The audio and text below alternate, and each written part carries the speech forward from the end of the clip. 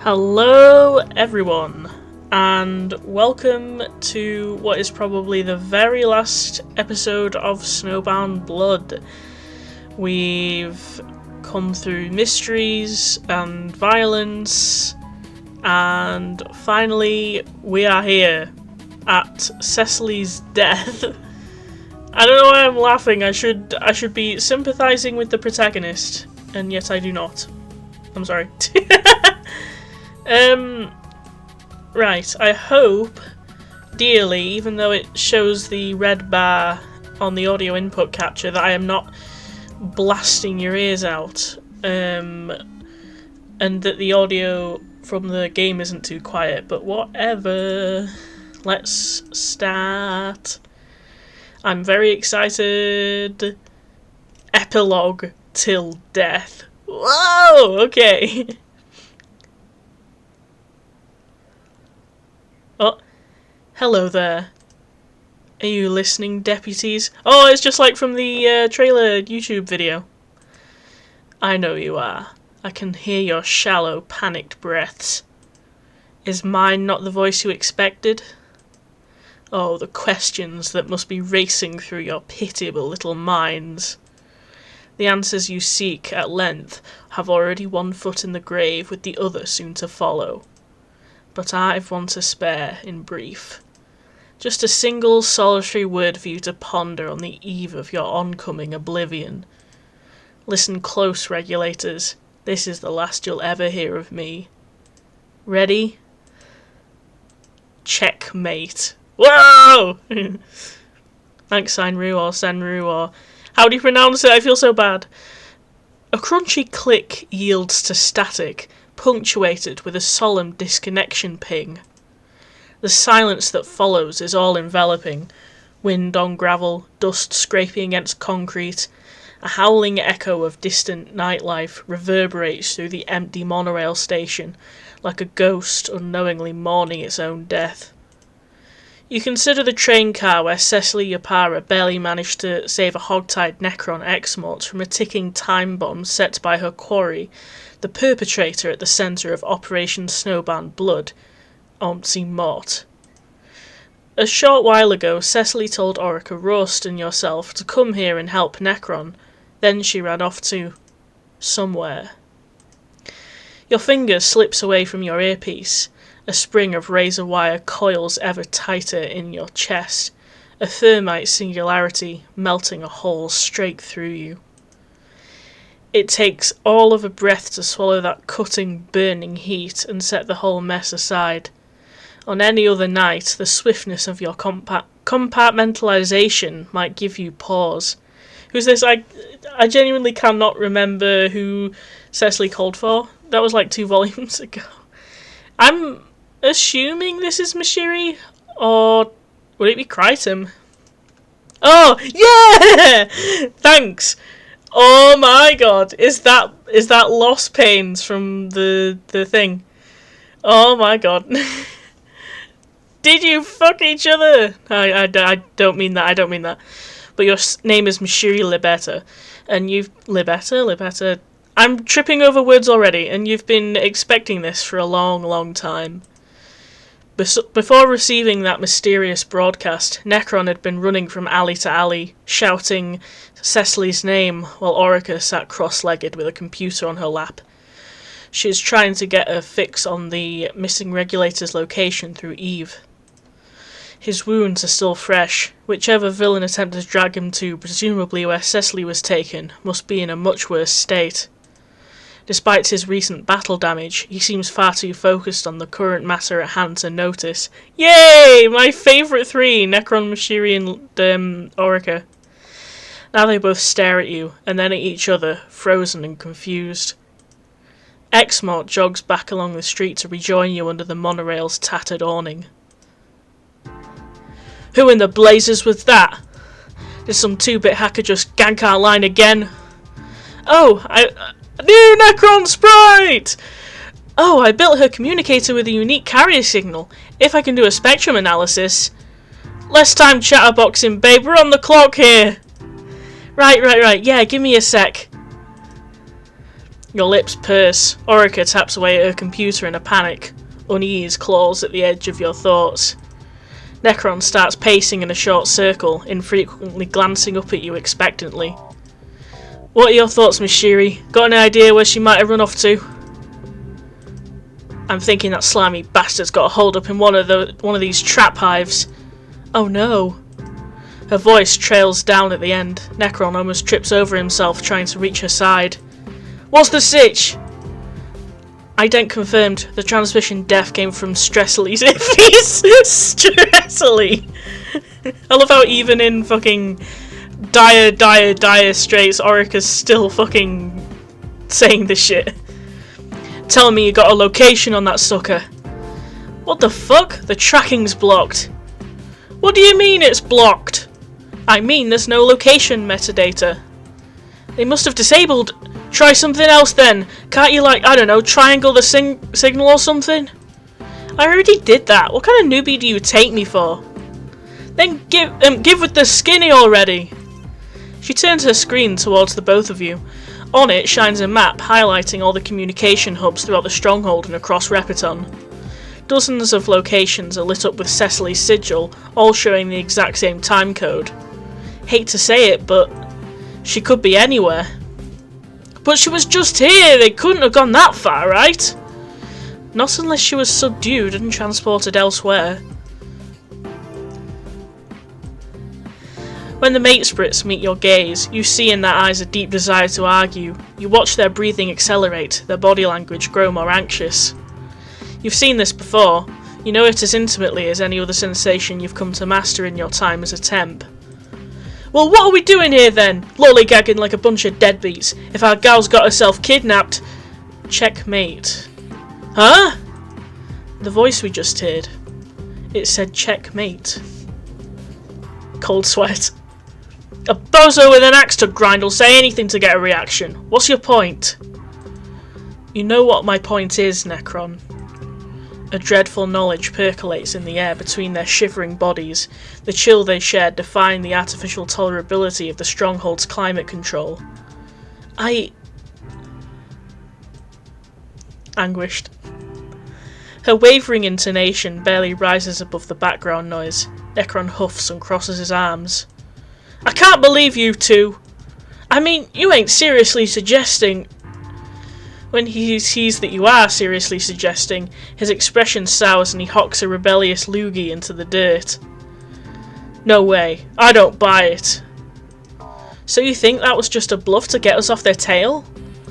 It's gotta be! They're messing with us. That's all these daggone cultists know how to do.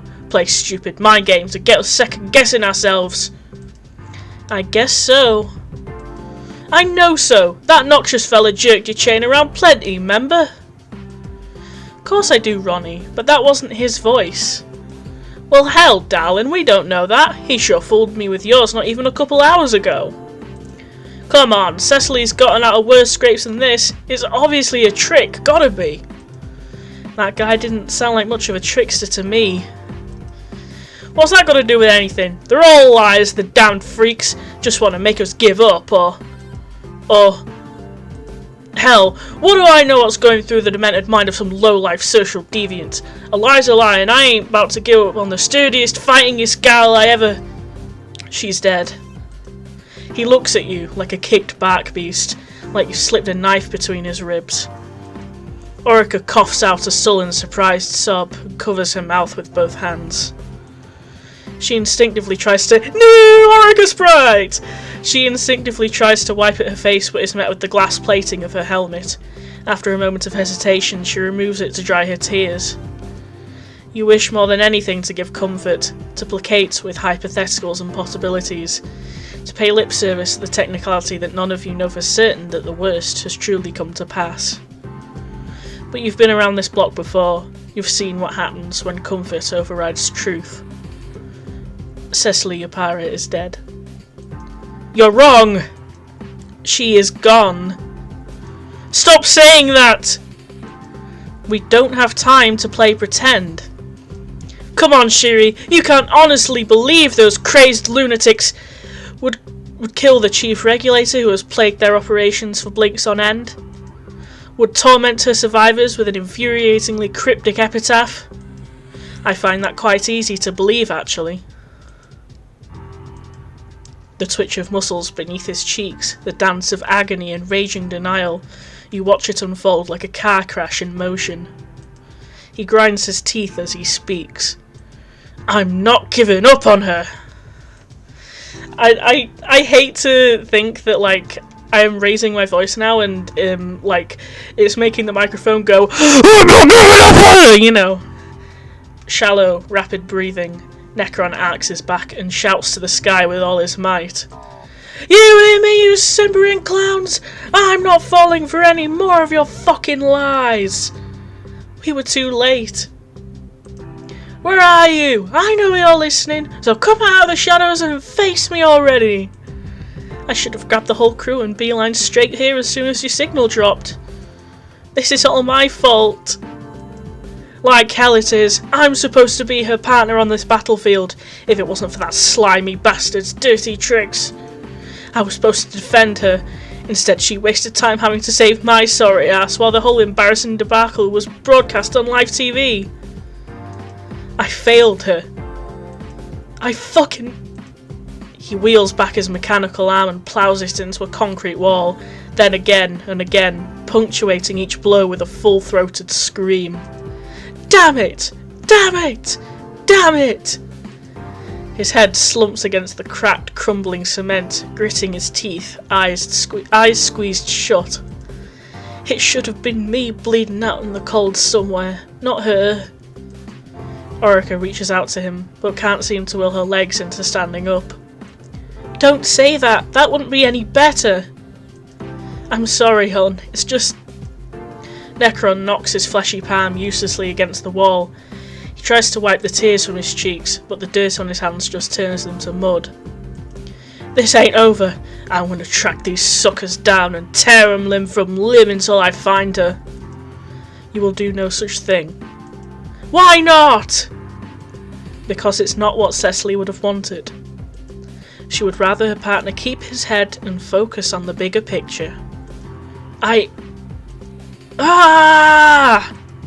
She don't get a choice in the matter. If she's still out there, if there's even a chance she's still alive. But she did get a choice. And this is where it led. This is where it was always going to lead. She made sure of that with every stubborn step. You lay a comforting hand on his back. Necron flinches away from it with a growl and storms off, kicking rocks, arguing with air. No point trying to reason with him now, you think. Best to let the rage run its course. In the meantime, you turn your attention to the silently weeping Orica. You descend to your knees beside her, your fingers entwined in your lap. This is what I get for waiting to be told what to do. I had a feeling, you know, when the pirate broadcast started and all our comms went haywire, I knew something bad was going to happen. But I ignored it. I convinced myself I was just being paranoid and kept on sitting there waiting for orders like a dummy. This was your role in the operation, Orica. You did exactly what you were supposed to do. But it's not what Cess would have done. If it was her in my place, the minute she had that bad feeling, I was a coward for waiting. I could have saved her if I'd just listened to my gut. You pull her into your arms and let her cry into your shoulder. Her tears are warm and she clings to you like a raft going over a waterfall. It is tempting to rely on signs and portents. Yay! Friendship City! But when we remember those bad feelings that turned out to be correct, we will forget all the ones that came to nothing. It was the braver thing for you to wait. You did as best you could given the actionable knowledge in your possession. That's not true. The body knows. It's like a seismometer for tragedy, and I'm the hapless scientist who saw the warning signs and just let it happen anyway. That is simply untrue.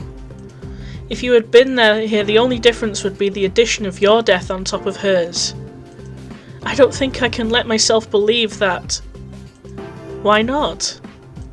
Because it means they beat us, just straight up and down, start to finish, we got played. It means she got played and And she lost. Cess never loses, right? I'm sorry to say, Orica. Cecily lost far more often than she won. They just happened to be the kinds of losses that wouldn't show up on a mission report. So the whole operation was a lost cause? You stare at her wordlessly. It's a question you've pondered on more than one occasion, especially when Cecily was asleep in your arms. You decide to give the answer that she would have given if she ever had the chance. It was never a lost cause. It won't be until we are all dead. You rise to your feet and pull Orica up with you. Either satisfied with exhausting her tear ducts or numb to the notion, she dons her helmet back on, almost as if to mask her turmoil. Just then, a loud blast reverberates through the ruins. Orica yelps. Several yards away, Necron has blasted a hole in the ground with his boomstick arm. He's shouting, screaming, blue tears staining his cheeks, though his expression is in denial of the weeping. Necron, that is enough. He turns on you, again betrayed, marching up to you like a freshly reduplicated Wiggler throwing a tantrum. Orica puts herself between you, but seems uncertain as to whose side she's taking. Enough? Not by a damn sight! Nuh-uh, no ma'am, I'm just getting started. I'm gonna give those cantankerous lily-livered zealots and find those cantankerous lily-livered zealots and give them something to really pray about. I'm gonna bring the pain down so hard and so fast they'll be begging me for mercy. And when I find the son of a bitch that did this, you best believe they'll be telling horror stories about it in the collective unconscious. Perhaps you will, but not tonight. No offence, Miss Shiri, but I ain't asking. I've had it up to here playing nice with these scoundrels. It's time to get mean. You're with me, ain't you, sugar? Orica wavers, glancing back at you with uncertainty. I don't think that's a very good idea right now. Those are just nerves talking. All we need is a solid plan and lots of guns. We can get both real easy. Come on, you trust me, don't you? I trust you more than anyone, Ronnie. That's why I can't let you do something as stupid as running off to get yourself killed. This isn't your run-of-the-mill mob of disorganised scumbags. These guys have resources. We had no idea what we were up against till now.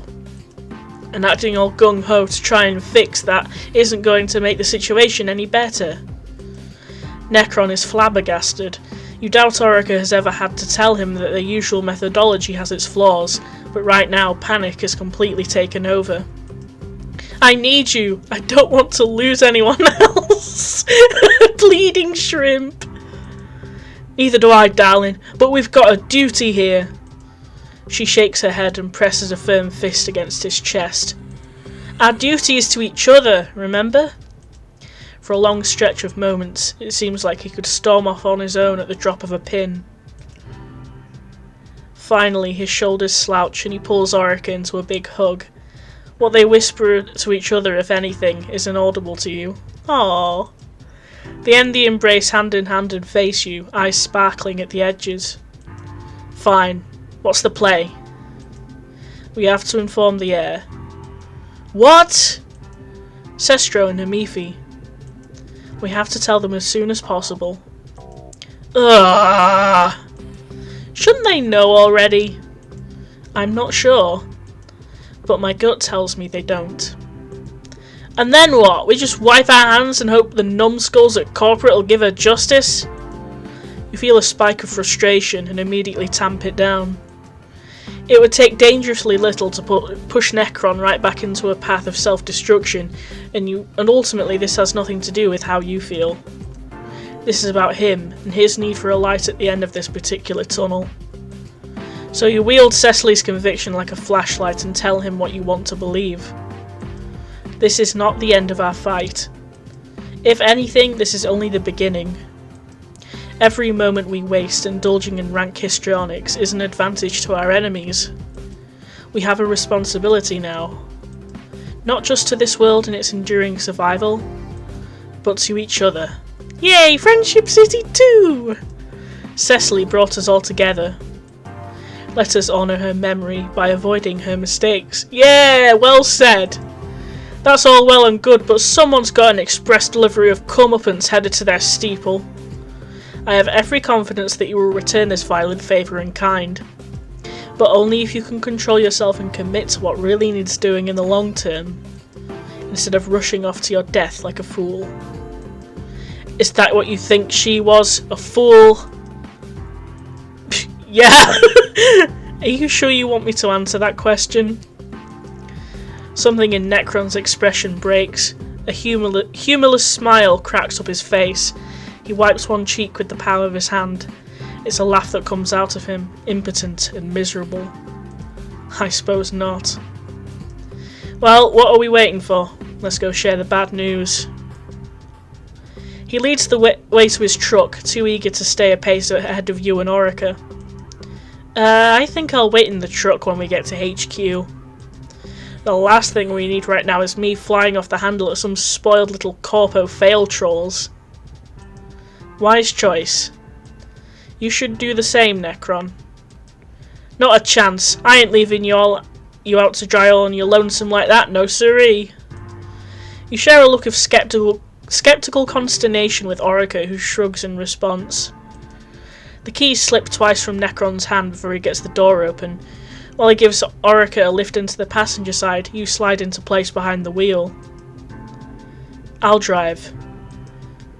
Like hell you will. Necron. Your hands are shaking. He clenches his fingers into fists, purses his lips in a defiant scowl. I've got this, Miss Shiri. You can count on me. You sigh as he climbs up into the front seat and forces you to scooch to the middle. The engine roars alive and groans against a rough tug of the gear shift. You idle in place for a few seconds. Necron's grip on the steering wheel is so tight his knuckles are blue. You rest a hand on his shoulder, and before he thinks you can see him crumble into a sobbing mess. He opens the driver's side door and jumps out into the night, slamming it behind him. You slide into his place, adjusting what little you can, and try to pretend you can't hear Necron hiccuping as he makes his way around the back. You drive. To Necron's palpable annoyance, you strictly obey the speed limit, stop at every light, and dutifully signal your every move to the masses of trolls you're sure are already beginning to forget tonight's incident. It's not long before the monorail station disappears in the rear view. Up ahead, looming so large it seems like it should only be a few minutes away, stands Corporate HQ. You realise quite suddenly how long it's been since your last meal, and resign yourself to waiting even longer still. Necron idly prods at the internals of his metal hand, checking for damage. He loses interest and finds himself staring out of the window at passing streetlights, forehead on the glass. Next to you, Orica pulls out her phone and sighs. I should call Crichton and tell him. Whatever there is to tell him. She puts the thing to her ear and waits, ringing barely audible over the hum of the engine. Hey. Yeah, I'm okay. Ronnie's okay too. I'm riding with him and Mashiri right now. Sorry for not getting back to you sooner. It's been a hectic couple hours. So, about the mission.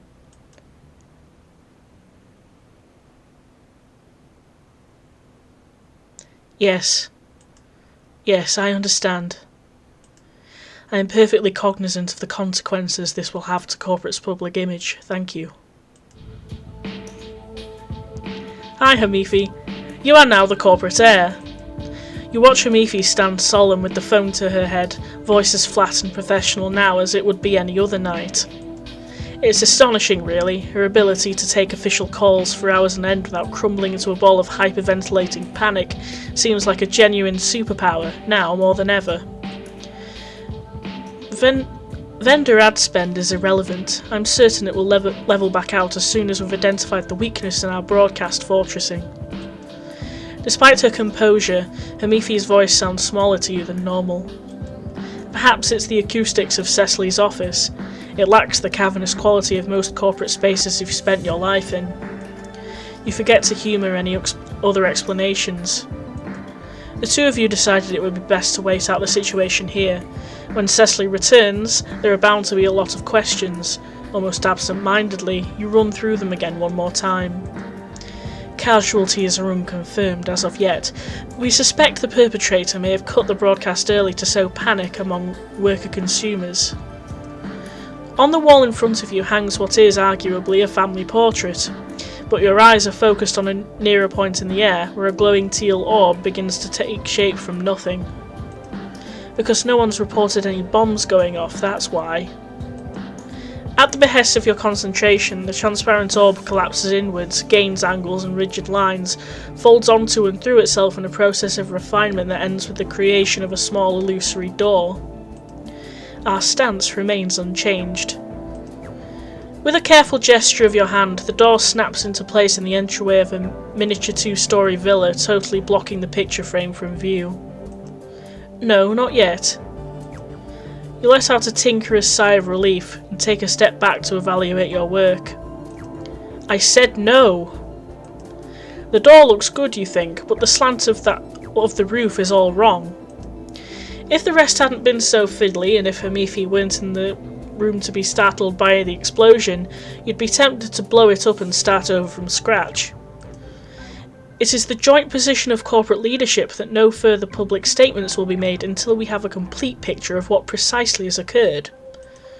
Arms crossed behind your back, you turn in a slow circle. A teal cobblestone road winds its way from the teal gates of the villa through a field, past a teal farm compound dotted with teal windmills, and into a series of vast teal city complexes that ring Cecily's office end to end. Every data carrying screen in the stronghold, yes. I'm looking at the same reports as you. It's a model stronghold, what passed for one in a distant age before the Renaissance anyway, manifested by the application of your alchemic abilities. Building imaginary cities like this has become a favoured activity during times of stress. Usually you prefer to utilise more tangible building blocks than this, if only because it's more of a challenge. At least this method makes it easier to iron out little imperfections, details only you tend to notice or care about. Of course public opinion is down, they've just been lied to by a terrorist. You've never seen a place like it in real life, so you have no idea how to judge its realism. All you've got to go on are the disparate, often conflicting accounts of various historians and your own subjective architectural proclivities.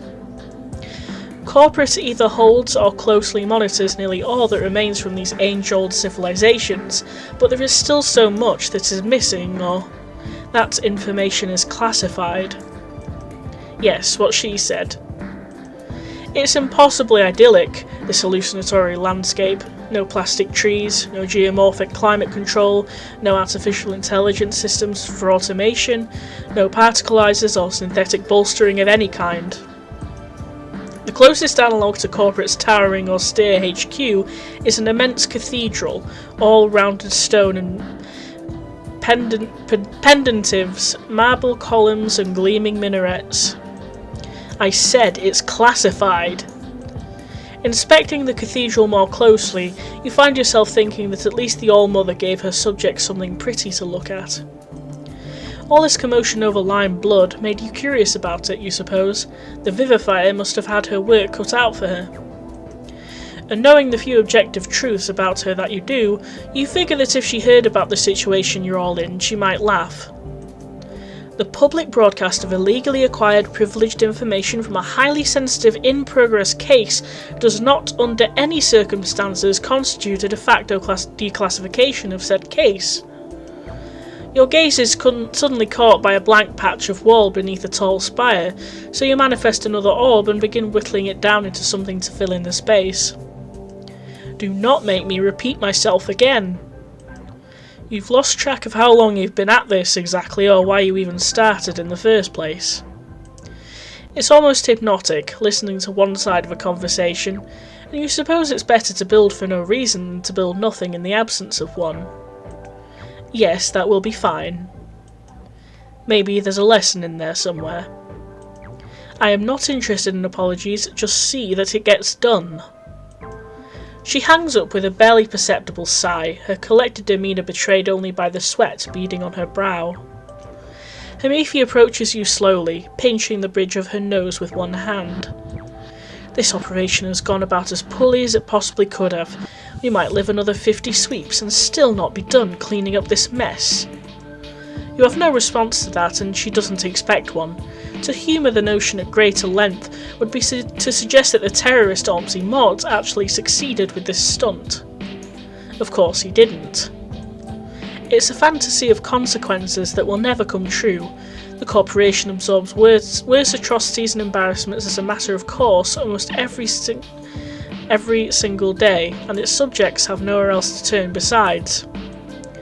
This event won't change the world, and you both know it. A week from now it won't even be in the news anymore. A video essay or two perhaps, but by then it'll only be relegated to conspiracy. Only in this momentary reflective silence does Hamifi notice the extensive complex of translucent buildings you've assembled around the edges of Cecily's office. She seems taken aback, perhaps surprised most of all by her own inattentiveness. Someone's been keeping himself occupied. There's no one left for me to call. Hit was stuck between this or today's axial linguistic inference table, and I suck at those. Yes, you do. What did they have to say?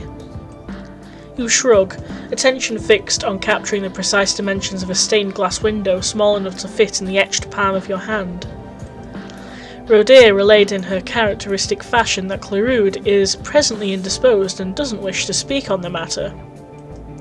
The principal was in the process of assembling the alchemical task force, but all the leads have gone cold now that suspects in the Snowbound blood case are public knowledge. As for Monsieur Para's ad hoc militia, a frown sours your face. You've overworked the window, lost its meaning in your quest for verisimilitude. It fits well below the spire, but you remain unsatisfied at the details. All these big words, it's like high school reading class. There was no high school reading class, it's just like English class where they made you fucking read a book or something. No response. I see. That is suboptimal. Without meaning to, you bark out a laugh. Hamifi's talent for understatement never fails to amuse. It's a good thing she submitted her resignation already, isn't it? Saves us the trouble of an official reprimand when she gets back. Yes, I suppose it does. When? She rolls the word around on her tongue and doesn't seem to like the taste. You notice then that Hamifi is tapping her fingers against the palm of her hand in a choreographed dance whose steps you immediately recognise. You take that hand into yours and try to sound easygoing. Would you care for a tour? I ought to check back with security in case there are any updates. If there are any updates, they would already be calling you. Very well, Mr. Enthor. Show me. A smile breaks out across your face despite yourself. Basically, it's a rough interpretation of a Byzantine area stronghold, based on descriptions from a recent study out of the Historical Division. I rummaged around what the mass hall had to offer in terms of concrete data, but I had to fudge a lot of details. I think it's a pretty respectable likeness anyway. Except for the stained glass, they didn't have the technology for that back then, I just think it looks neat. She smirks at your neat.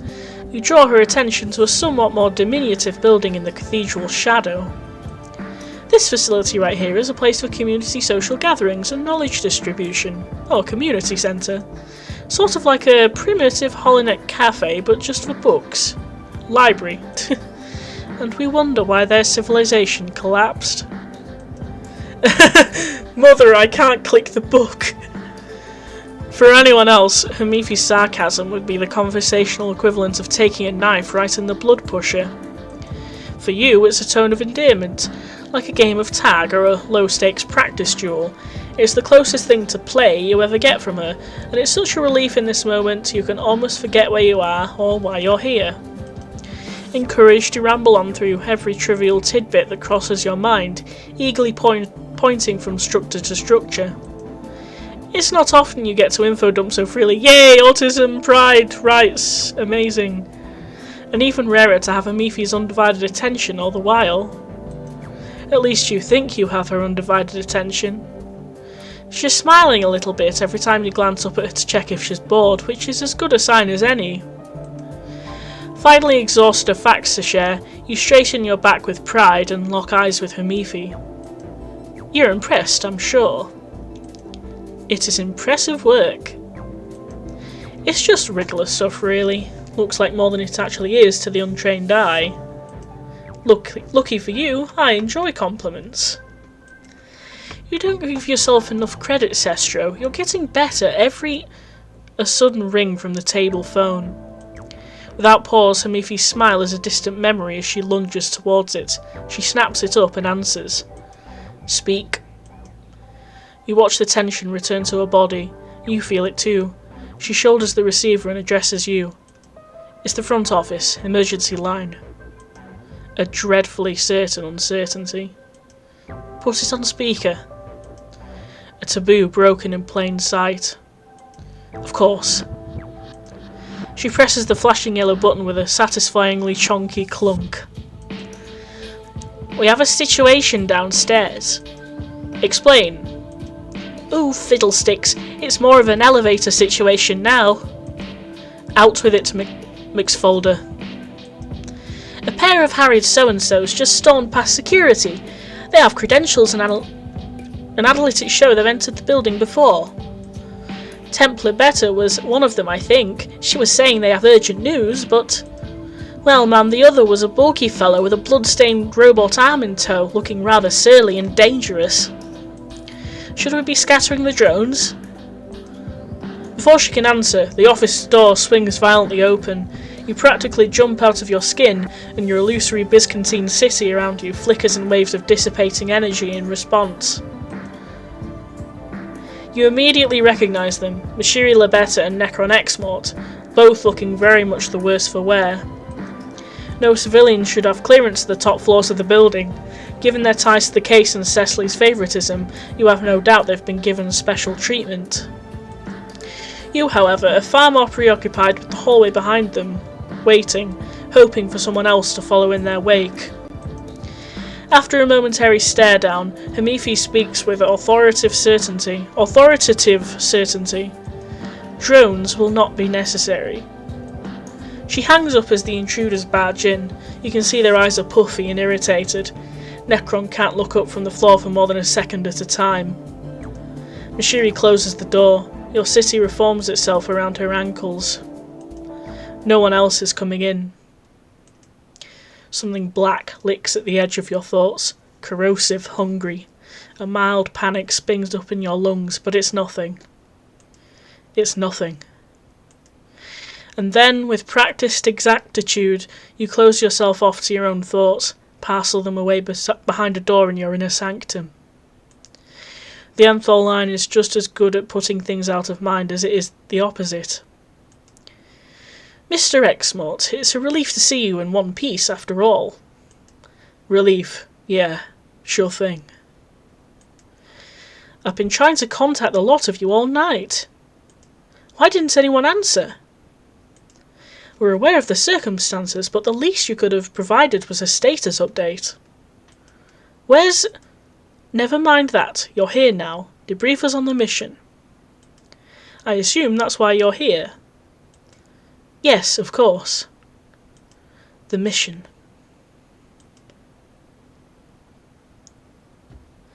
You are again, Mashiri Lebeta, currently suddenly confronted with a task you thought you were prepared for. But now that you're here, the mission was... You look Hamifi in the eyes, and the words catch in your throat. She carries herself with such maturity that it hides her youth, but you see it now. She is so young, you think, and then it hits you that the news you're here to deliver is not about this young woman's employee, but her guardian, her caretaker, her mentor. And she was never just your Moirail, was she? You look into the eyes of this girl who loved and idolised Cecily, who aspired to her example at every turn, and you realise that she already knows what you're about to tell her. Suddenly you're overcome by the sensation that you are looking into a mirror. You are the woman, wishing you didn't have to say it. You are the girl, wishing you didn't have to hear it. You are both, in this moment, wishing desperately for one final diversion of reality, because it is simply too much to bear.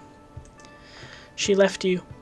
Time and again you tried to stop her, slow her down, change her mind, but she never listened. She was too stubborn to listen. What did you never say to her, now that she's gone? How many regrets will bubble up in your future, dragging you down with age, just as Cecily's grief dragged her down?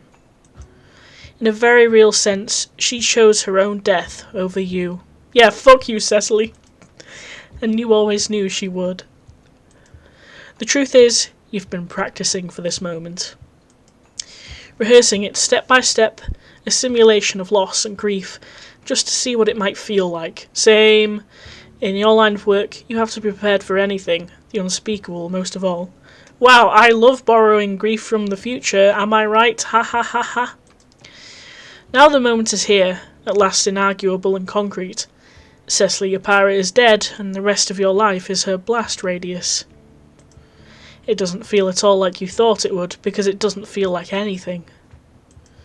A cold churn in your gut, a rabid Lucis's terror locked tight in a box and buried under miles of practiced, impenetrable composure. Why are you so surprised if you knew this day was coming? It feels like being right in the worst way. It feels like gravity has abandoned your soul and you are slipping down into the static. Shouldn't you be crying? This isn't someone you didn't know or only communicated with once, after all. Why aren't you crying? You shared a life with her. Are you a monster? No, you're not a monster. Everyone grieves in different ways. Mashiri, I love you. After everything she did for you, with all that she meant to you, you can't even muster up a few tears. But this is what she prepared you for. This is what she gave back, the ability to take hits in stride. Cecily would be ashamed if you wasted tears on her account, right? In the end, she got everything she wanted, and here you are holding the bag, waiting for someone to tell you what to do. There's a hand on your shoulder, and suddenly the mirror breaks. You turn to see Necron looking down at you with a measure of fragile resolve. I'll take this, Miss Shiri. Always willing to be the hero, Necron steps up, even when he doesn't need to. It was a setup, classic honk beast chase.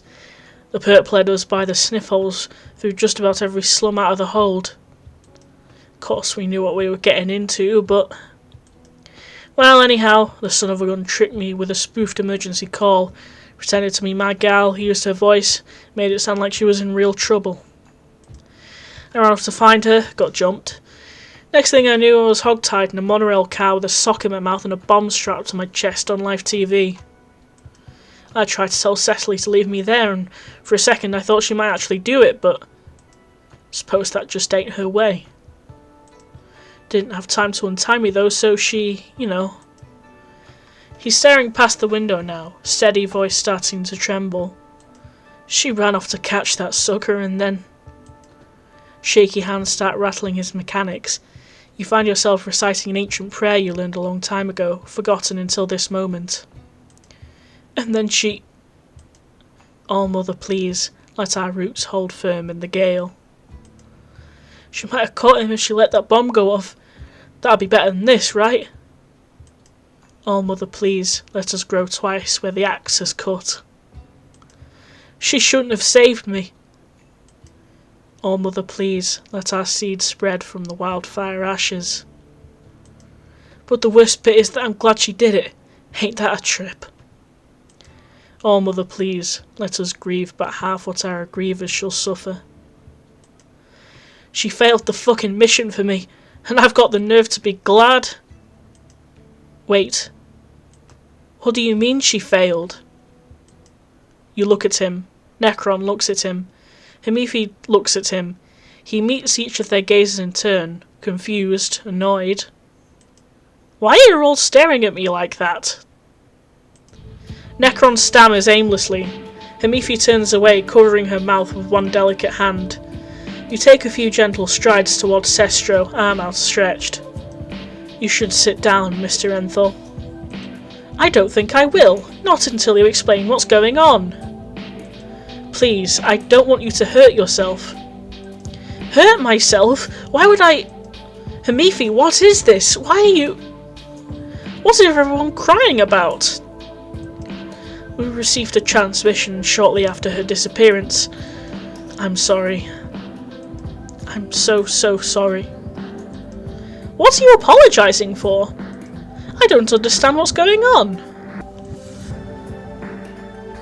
There's a loud crunch, like someone stepping on a bag of chips. You turn to see Necron grimacing, a glowing teal shack squished between his fingers. Behind it hangs a framed portrait of Cecily standing proud next to Sestro and Hamifi, both looking so much younger and more innocent than they do today. Ah, hell. Sestro throws his arms up and fusses at the damage as Necron unclenches his hand, brushing debris off like astral jetsam. Excuse me? Necron backs away and tries to look apologetic, but it's too late. Underneath his facade of terse composure is the air of a man about to give an inadvisably large piece of his mind to all parties present. Yeah, you're excused. Sitting up here, spoiled rotten in your tower, building toy cities, looking down on all as nobodies your whole life, making choices in our behalf.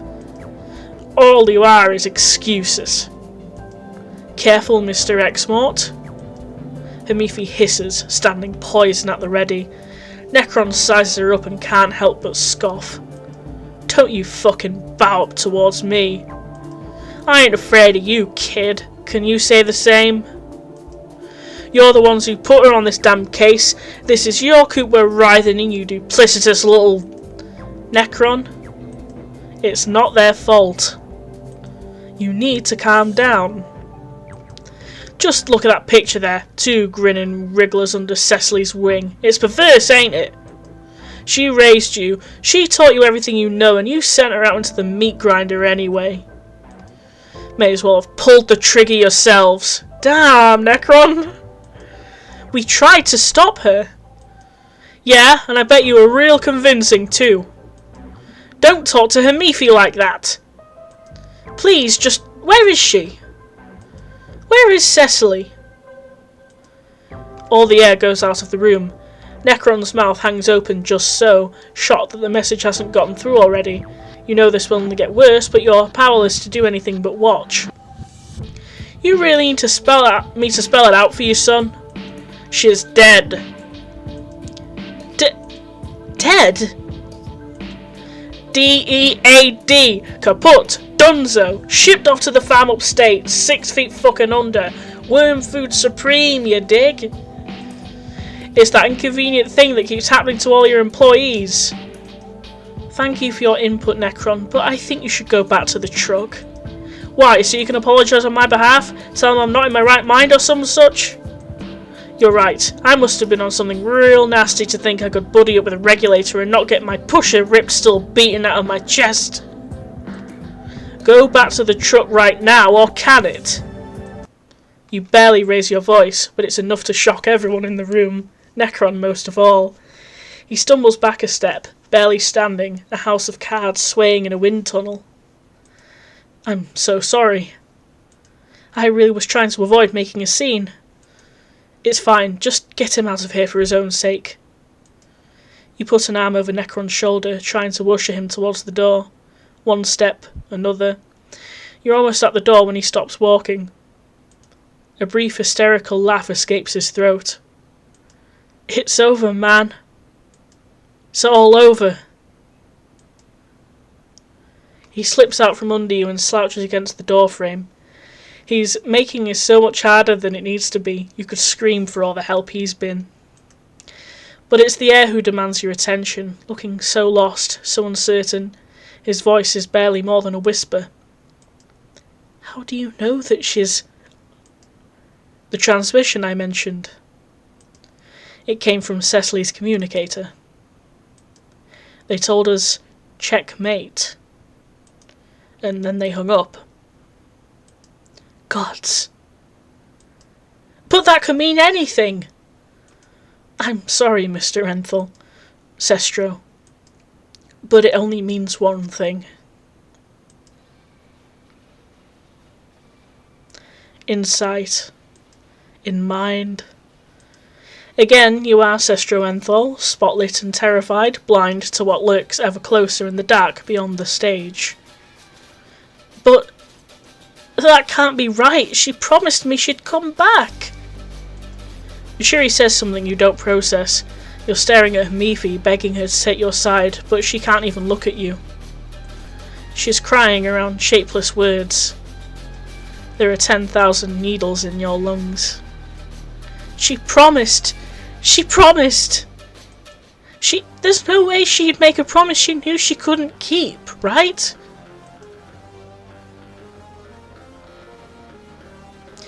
The beginnings of an earthquake rattle the walls of your Byzantine dream world. A bust of St. Ballin II begins weeping sickly green tears, his antiquated microphone dripping like melted plastic. Do we know where she's... if there are any remains? No, please don't! You're going to be sick. Don't say that! The lights in here are too harsh. I'm not sure. Their lips move, but you can't hear what they're saying beyond the ringing in your ears. But I wouldn't hold out hope. Nothing is real. Did she leave anything behind? Was there a note for us, or... she's gone? Or parting words? She's gone, and she knew she was going. She didn't. She couldn't have. Of course she knew, you child. None that I'm aware of. Promises are for wrigglers. I believe Cecily thought she was coming back. Promises are for dying women. She would never abandon us. I refuse to believe it. Who is that tapping at your window? Hey, she didn't abandon us. She was taken. Do you hear me? What devil sets fire to a cathedral? Taken somewhere. That's where I should be. You're not real. Nothing is real. The city is on fire and it's taking the future with it. Stay here, Sestro. Focus on who you are. You want to throw up. It's getting too hot to breathe. Somewhere in the middle of it all, Necron returned. You don't know why. You don't care. Necron, you need to leave. You want everyone who has ever drawn breath to cease. Your body rises, volatile electric synapses jolting around you. Oh, is this why Cecily's office has exploded in Vastera? Ay caramba, is that kid about to explode? You want to drop a bomb on history. It grows in strength and intensity, alchemy piercing through the hearts of everyone in the office. Your subconscious thoughts are all that keep these trolls standing. The furnishings, reports, files, memories, none of them are as lucky. Get back to the truck, now! You want to obliterate language and time and love until all existence is just a hole for you to die in. You were never made for it. You were only a legacy, and now you're forced to carry her too. Is this how she felt after Alina died? Inky black smoke rises from shattered windows. They do not repair themselves immediately as they should. She neglected to bring them up to code. I get it now. I would hate me too. Precise angles bow into sickly curves, dripping with translucent fire. Drones were called. The building is under siege. Sirens blare. All of them are destroyed the moment they enter the office. In the midst of it all, familiar hands find yours. Cecily didn't hate you. She doted on you night and day. It almost made me jealous how soft she was with you. Doors become mouths, howling, screaming. She loved you. I love you. Come back to me. You're lost. Everything is lost. I'm lost. Everything is lost. I am... You are responsible. I am responsible for the worst thing that ever happened to her.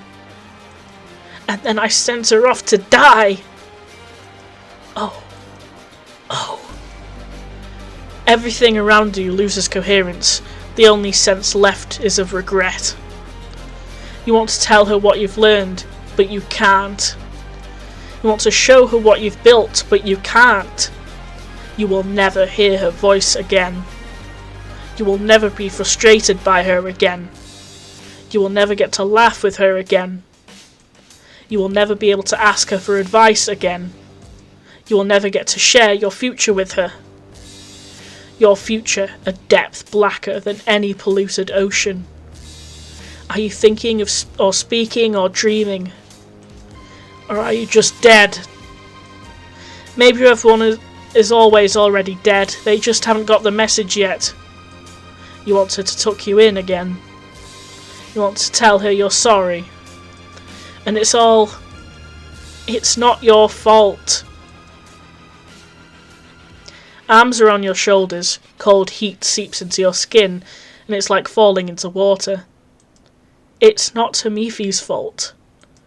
Her voice is the centre of the universe. Suddenly the only thing that makes sense. Oh yeah, Mashiri's survival ability is like soothing touch, isn't it? I remember some things about Vastera. It's not Necrons or Oricas or mine. You remember your aching body. Flit open your eyes to see blackened walls still flaming against the sprinklers. Did you do that? She chose to walk into the mouth of the monster alone.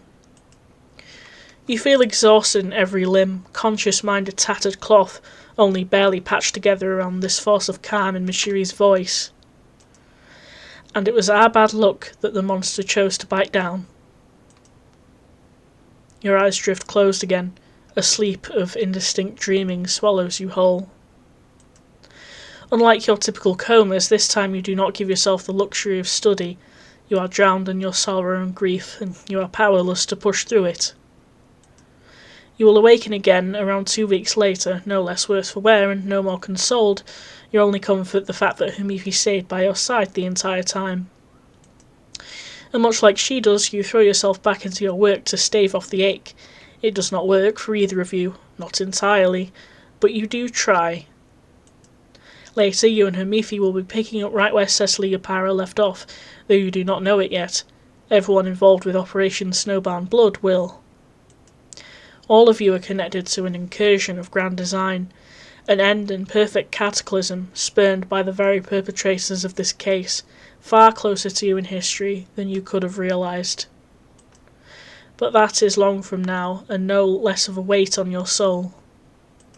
Someone you loved has died. The memory of it will haunt you forever.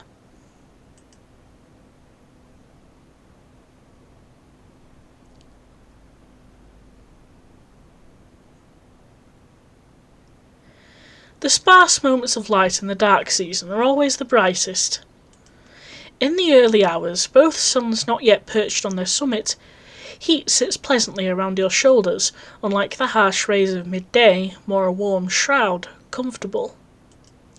You sit sprawled on a wooden bench on the patio, limbs loose and lazy, making full use of the several colourful cushions that line your resting place in the shade.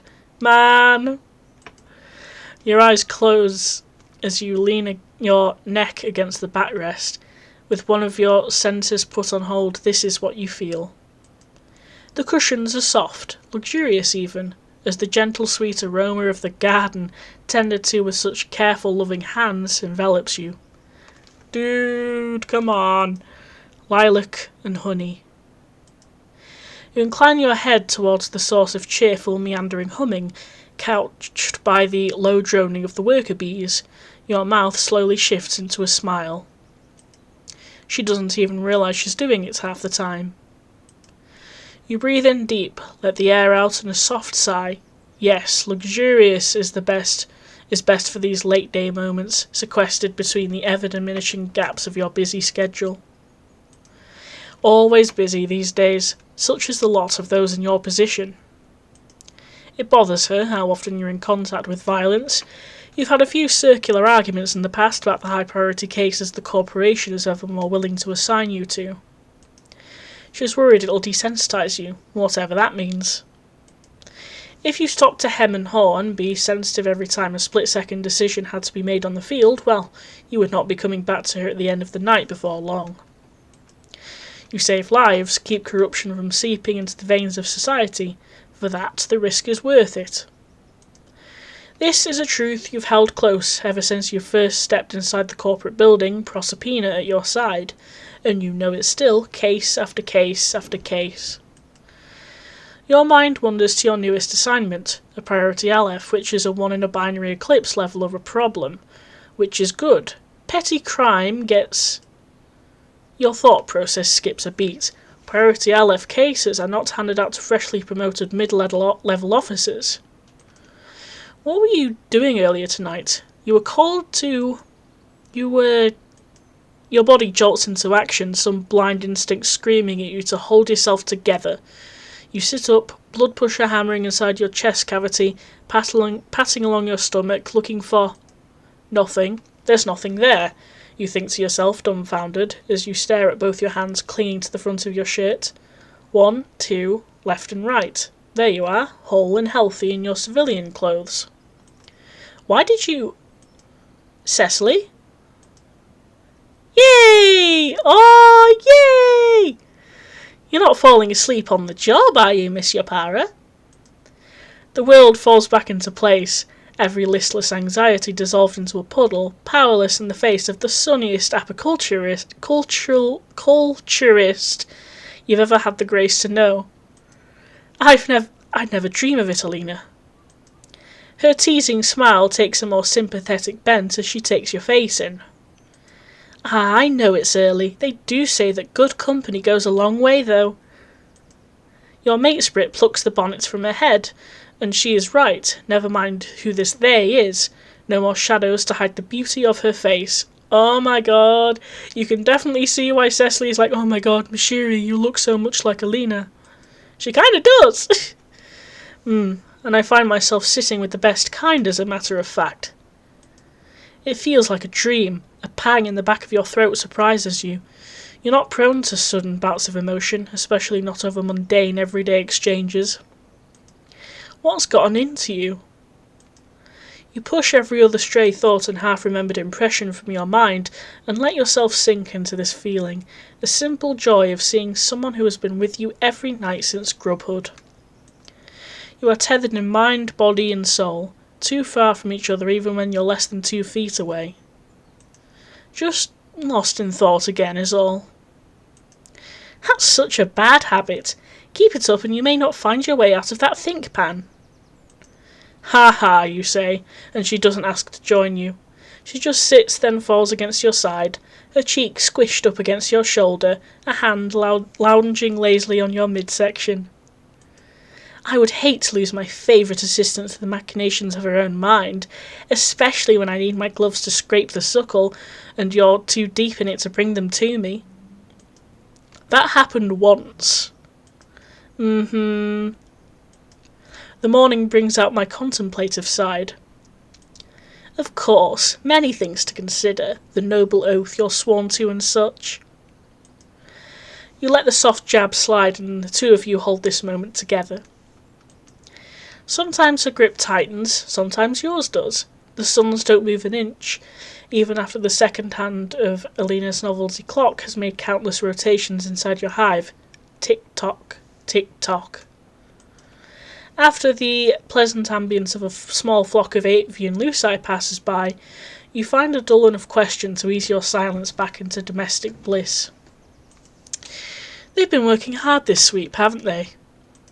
Though the dark season isn't particularly kind to them. Bees thrive during hot weather after their dormancy from the cold. They need the suns and flowers and to be able to fly around and build again. Not that they don't do anything during the harsher climate. Survival takes skill. I guess they're restless even when they're resting. The perfect workers. I wonder where they get the admirable drive. One would think they'd eventually tire of serving a single purpose, night in and night out, even with an off-season. Ha ha! She shrugs against you. Well, they're YEAAAAAH, without a charge bonded to them, serving their monarch is reason enough. I can at least help them do their best, make it as comfortable as possible through the bad seasons. Also, the honey is delicious. She lifts herself up and out of the bench with a decisive push. You glance up at her, already missing her warmth. Speaking of, I know just the thing to make for such a lovely morning out. Be right back. She disappears inside, your eyes trailing after her. The ruffled sounds of dinnerware reach you, the tick-tock of the clock, the soft buzzing of your tiny backyard companions. You imagine them all clustered together again, safe in the dark of their miniature hive. It's only when you jolt with the press of something cold against your cheek that you realise you'd nearly nodded off. Alina! She just laughs at you, holding an admittedly very inviting cocktail in an old-fashioned glass inches away from your face, condensation already gathering on her fingers. Peace offering?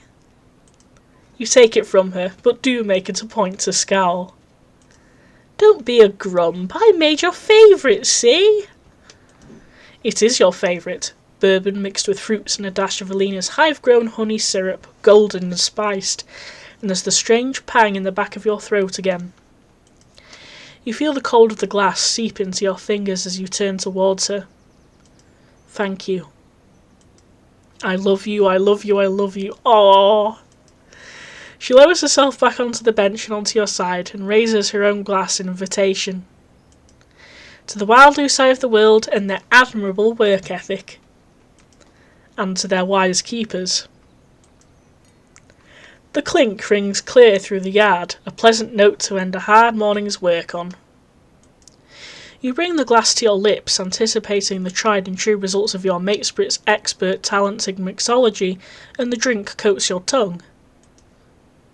Huh. This doesn't taste like you remember at all. You can taste honey, you can taste bourbon, even the fruits and the spices. It's just not meshing right, like someone got a list of all the individual elements and tried to imagine what they would be like together, without the actual interplay of flavours you're so familiar with. Ooh. Oh. Apologies, I've never been very good at taste. Ah-ha-ha! Ah-ha-ha! Oh. What? Oh, did you figure it out? Apologies, I've never been very good at taste. Hair standing on end, you realise you have no idea who is sitting beside you. Like some unseen director has just called cut from behind a camera, you watch as this person, this thing wearing your lover's skin like a coat, simply stops pretending. Everything that makes Alina herself leaves it in an instant, a cruel, perfect mockery of her. It takes concentration for your glass not to break under your hold. Who are you? It's your training that allows you to keep the steel in your voice, despite the terrified hammering of your chroma beater. Tell me what you've done with her, now! Ah, you really are stubborn. I think you already know, don't you? You open your mouth to protest and demand that it cut the bullshit, that you've had plenty of grandstanding criminal freaks try to rope you into a speech before, but the words die unsaid on your lips. You think about your newest assignment, Operation Snowbound Blood. Blood bubbles up in your throat, thick and too much of it, burning your lungs as you try to pull in air. You want to claw at it, but your arm's gone, more blood gushing out around the cleaved joint. Your abdomen is torn open, a slippery mess of guts pours out of the wound. Blood seeps deeper and deeper within yourself and then out onto the ground with your entrails. You can't breathe, you can't fight this. The horror that wears Alina's skin clicks her tongue. Oh my, this will not do. The blood and viscera disappear, your arm is back, your lungs convulse as you choke on a gulp of air, you're sitting on the bench, whole again, or is this fucking Edelon's doing? There you go, much better. Don't worry, that's the way of traumatic final moments. The imagined body tends to remember once the mind does. As I was saying, I'm unable to properly replicate anything that I haven't personally experienced. It's talking as though what just happened has no effect on it, your body nothing more than a milquetoast display that will soon fade into the rest of the scene, a single frame out of focus. Does it even see you? It's strange, isn't it, how every single cell and electric blip feeds into what to the one experiencing them are facets of a cohesive selfhood. Flesh, blood, taste, all so fickle in design, so prone to error, vast error, yet none that live can be without it. Every word passes through you, vibrations, pure noise that makes your head feel hollow. They ring but form no image, the noise compounding into itself until your own thoughts drown it out. Why are you doing this to me? It doesn't blink. It makes Alina's cheeks soften into a kind of pity one might show a stray Lucis on the street. You hate it. Your ending was unsatisfying, no? This is your last opportunity to rectify that. What does that mean? It carries on like you didn't say a word. A satisfying personal journey is a moving thing, rising and falling in response to conflict within the external or internal realm. Yours, though, a flat line, dead long before you were. You learned nothing, Cecily YEAAAAAH. I am offering you a final chance to do so. Whoa!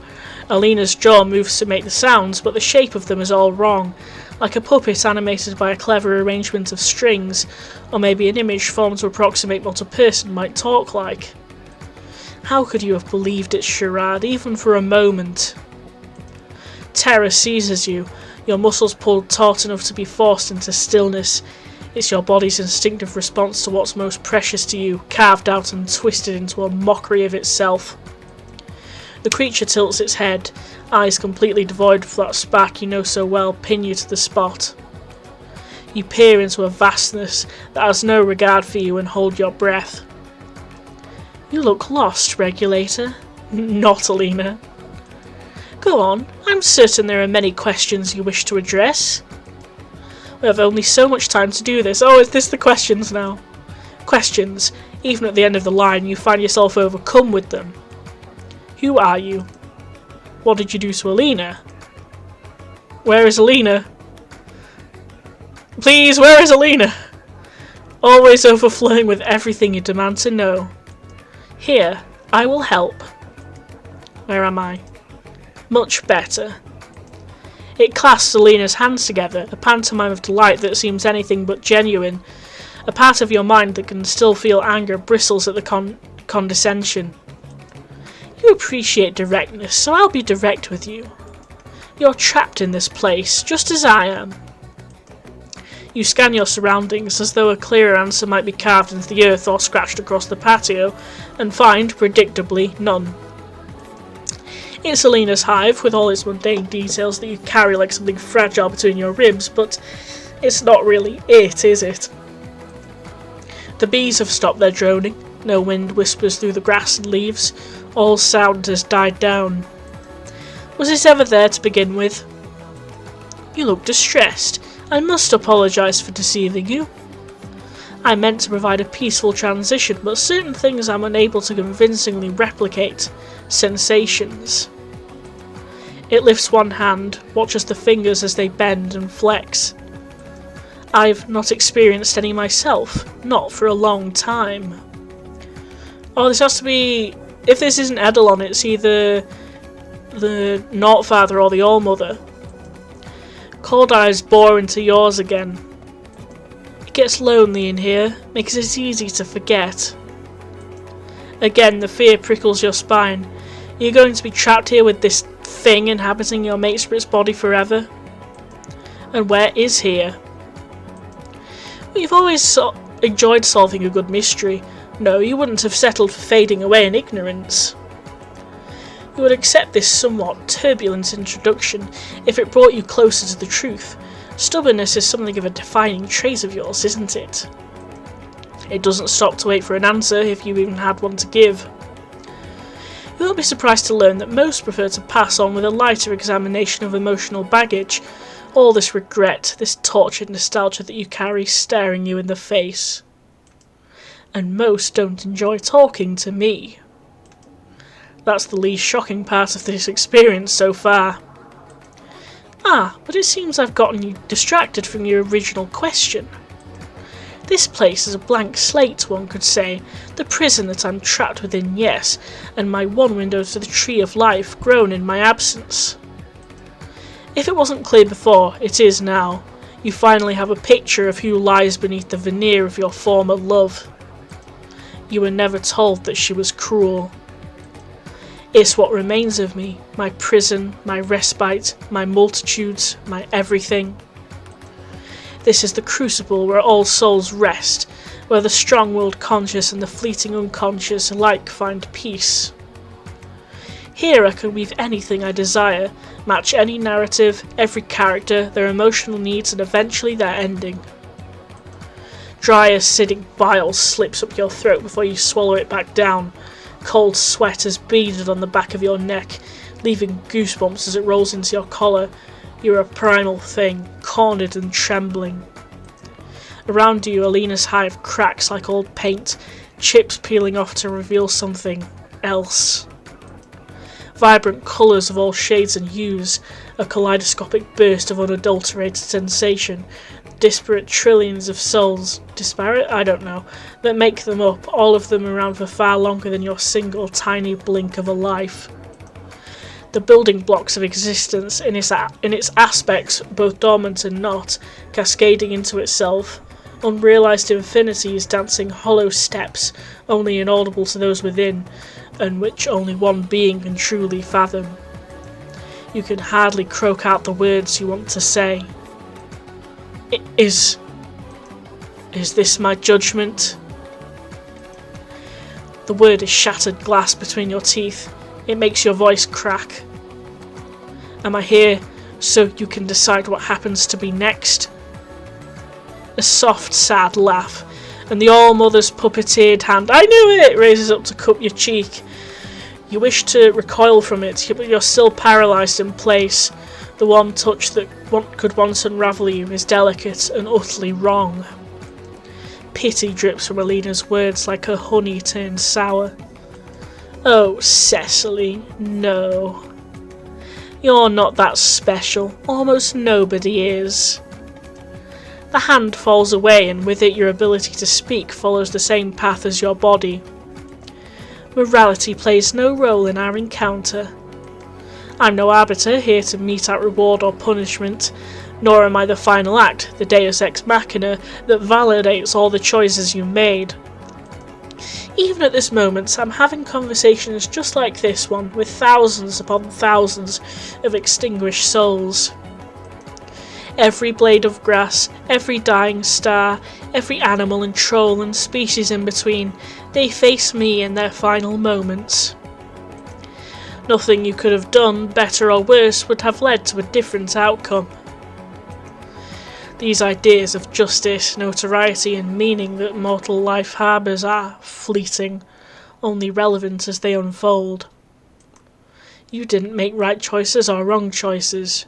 You just made choices. Yours. You can't believe what you're hearing. Countless days of pondering your position, the weight of your actions and their purpose, the effects it had on the world writ large, all of them crumbled to dust along with your corpse. You had always hoped there would be a verdict, someone to tell you that you did right or wrong. Instead, you're met only with pure indifference. No sweet words to absolve your turmoil, nor bitter scorn to condemn your purpose, only a hollow resolution.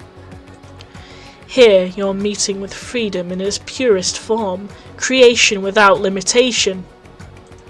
A hand wet with blood is still a hand, your soul is still your soul, with all its weight upon it, and your story, sordid and painful and violent as it is still a story.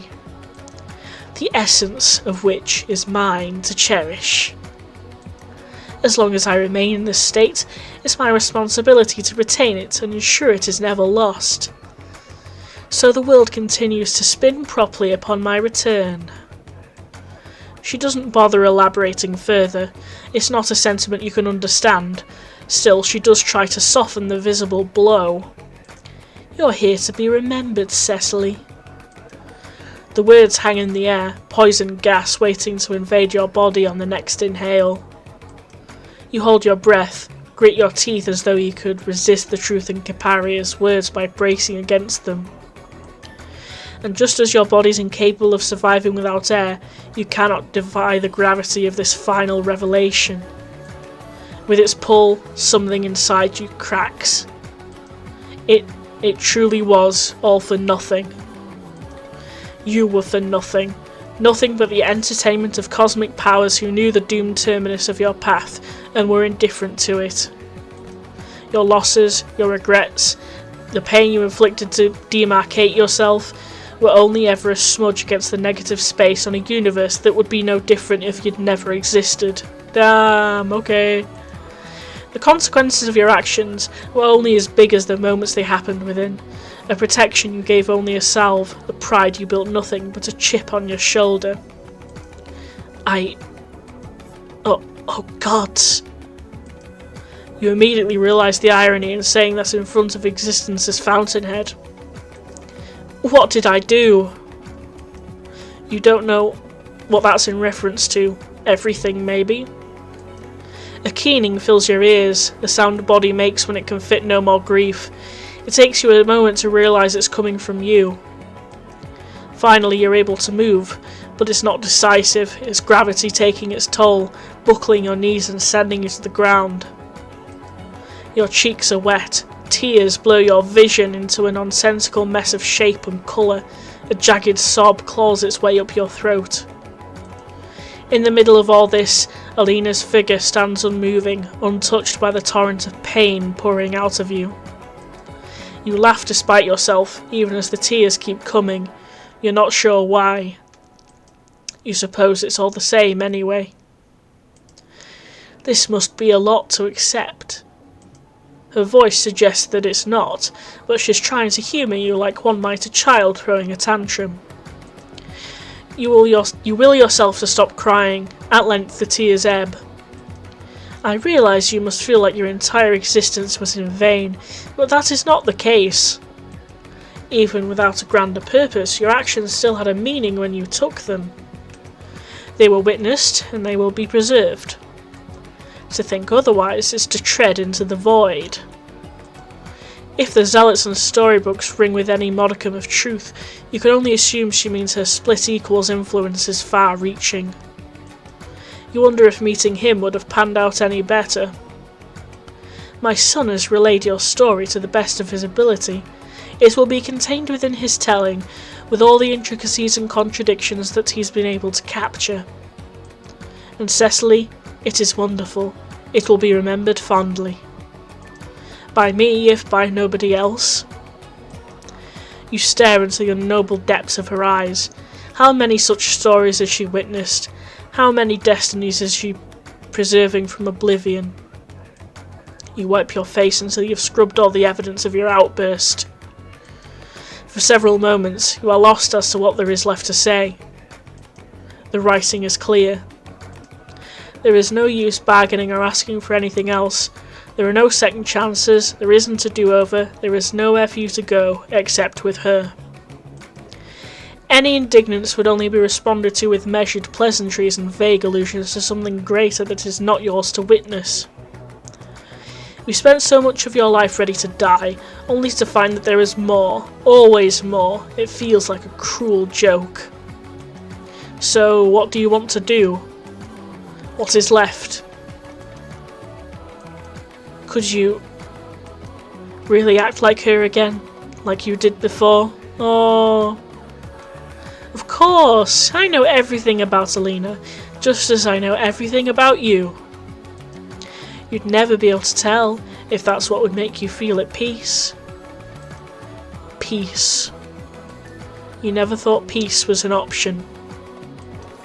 The world went sour and cold after losing her, so you followed suit. Even in the moments where you allowed yourself to pause, you still felt that all-consuming dread licking at your heels. Perhaps it was an imperfect recall guiding your hand at times, Alina your shield and Proserpina always ready to cut down all who dared take that step too close to you. Nobody in your life was free from your pain. Everyone, everything after Alina hurt. They hurt because you hurt. Damn, everyone! Yay! Hi guys! Yeah! Yeshin! But if it's okay for you to do this, if you've been given permission for one last selfishness, then yes, I would like that. It would be nice to pretend that you're a version of yourself who never had to hurt at all. Caparia nods, a gentle curve to her lips that is for once not out of place on Alina's face. Close your eyes, Cecily.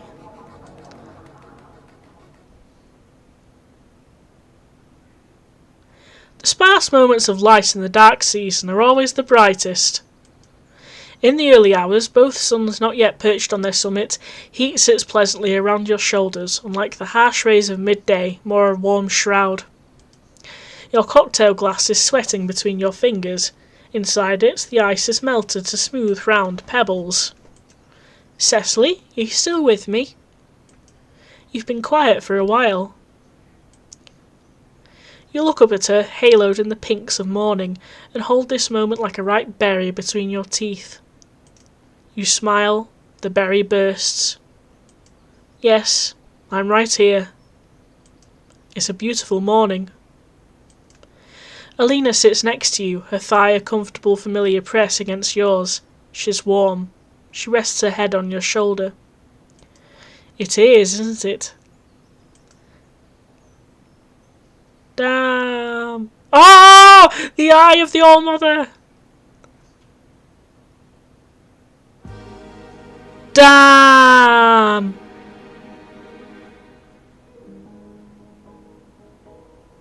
Oh, there's a whole credit sequence! No ways.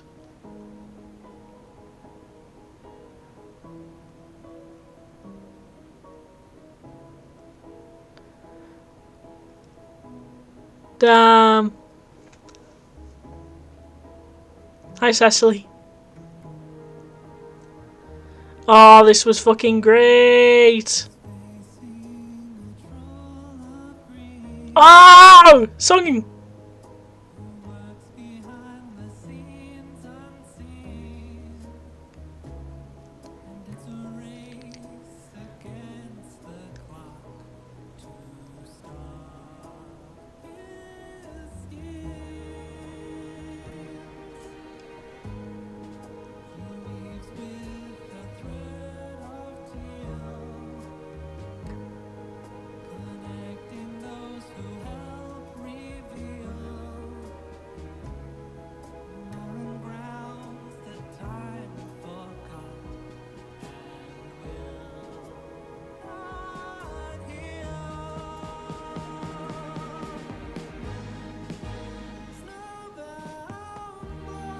Oh, title drop!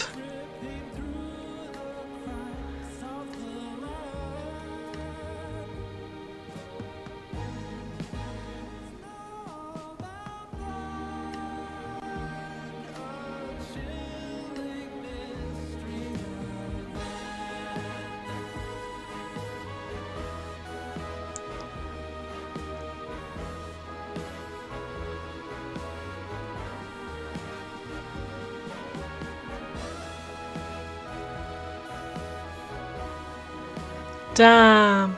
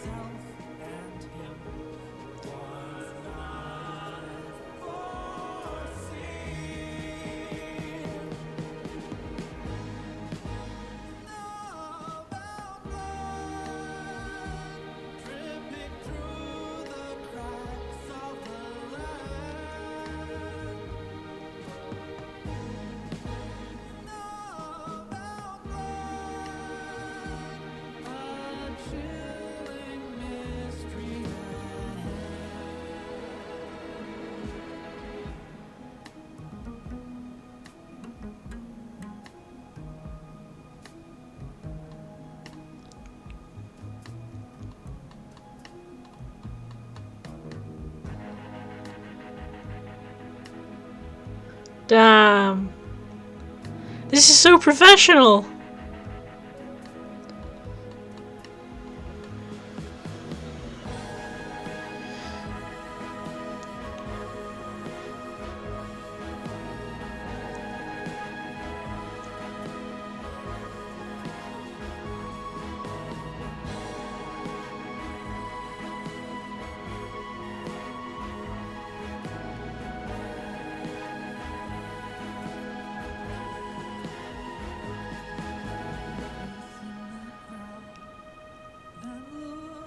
And me! Yay! Feels so familiar, like you're losing your mind. But when you got the call, and you knew that was all, where she stood there lay nothing, just her work and her desk. She was gone. Damn.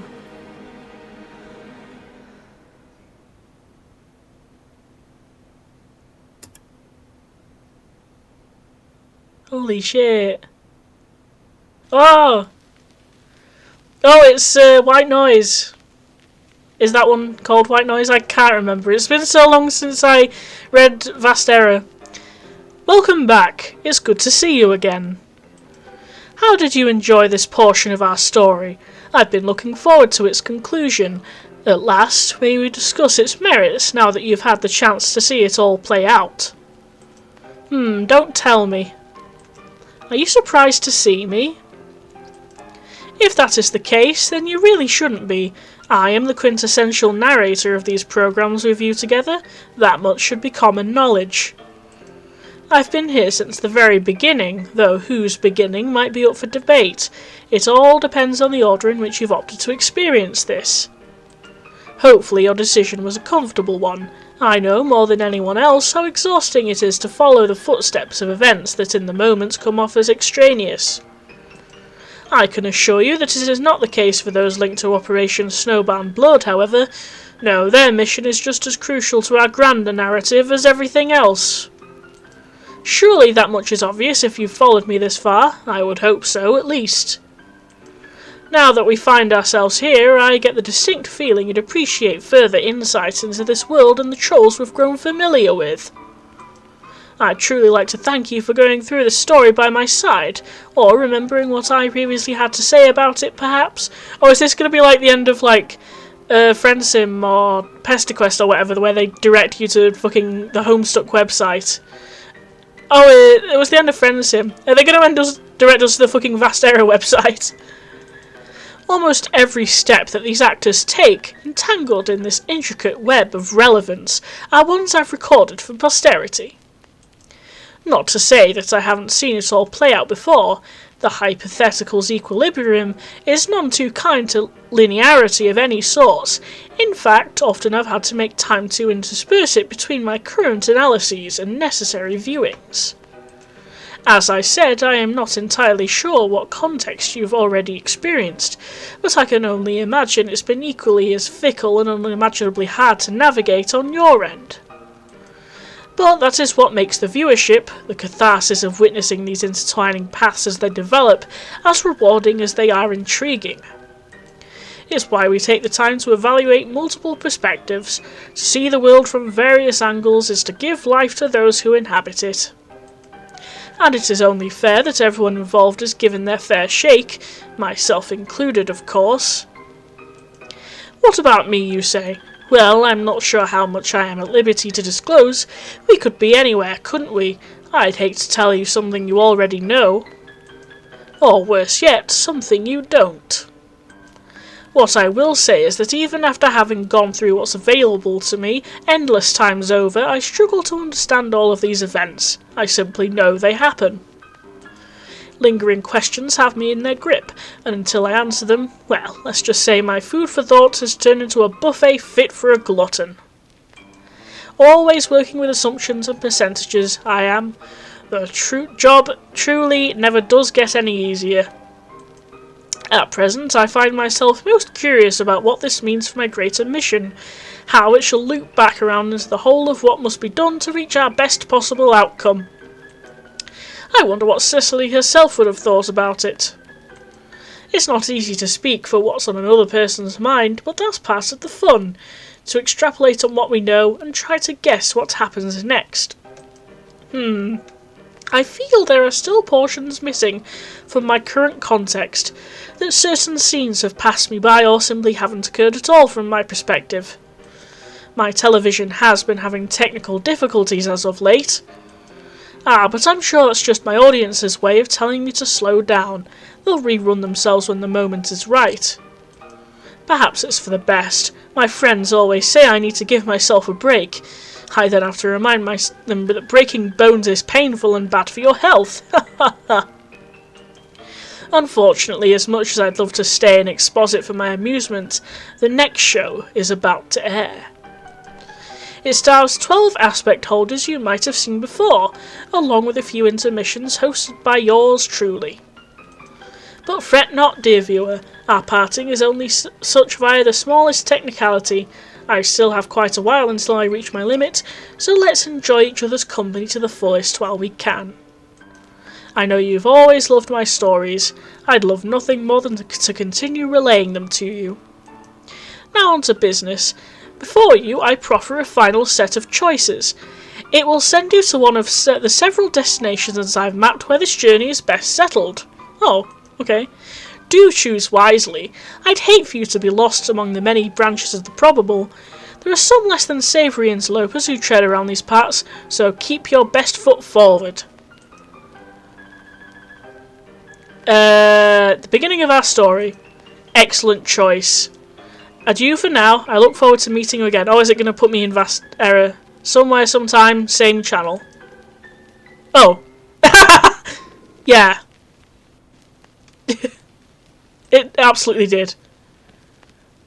Let's load, please.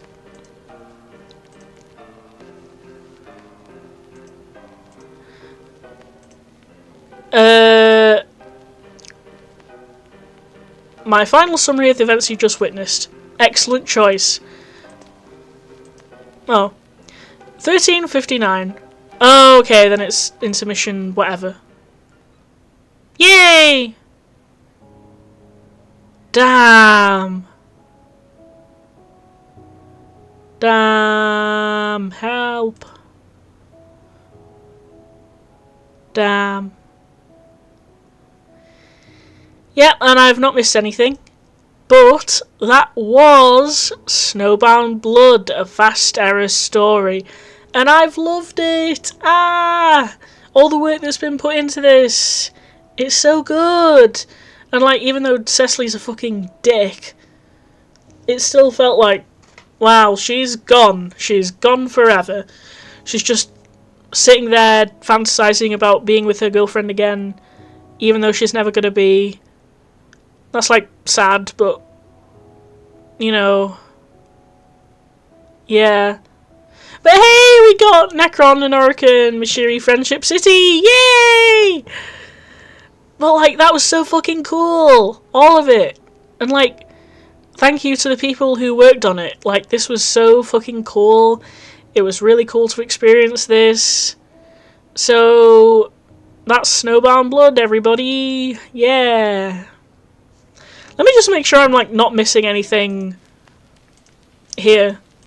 Yeah, they just direct me to page 938. And then this. That is, yeah, I've read all this. So yeah, I haven't missed anything. Well, until next time, I bid you adieu just as White Noise has. Goodbye everyone, and thank you to everyone who has worked on this. It was a jolly good ride.